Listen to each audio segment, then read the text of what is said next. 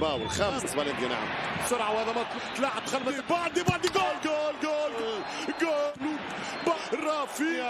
رافينيا ينفق على الكرة رافينيا ويحط الكرة لاصق التصاعد. رافينيا في المكان المتصفر. رافينيا و11 انتصار في ايامك يا باتيني.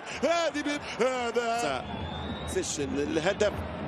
الكرة بالثاني والثاني اكيد. سكيطا عاد قمر 4 السماء. الثاني القاتل اللي نشوفوه 2-0. لا روح يقتنص كورة لوني صب الصدارة. البارسا القياسية يورب على حط الكرة في 0 البيتيس. سطر ميتعي هنا ولم تفي مرمى كبيرة من كوندي. عدم مع شتاجن كانت انه بهكذا طريقين واحدين.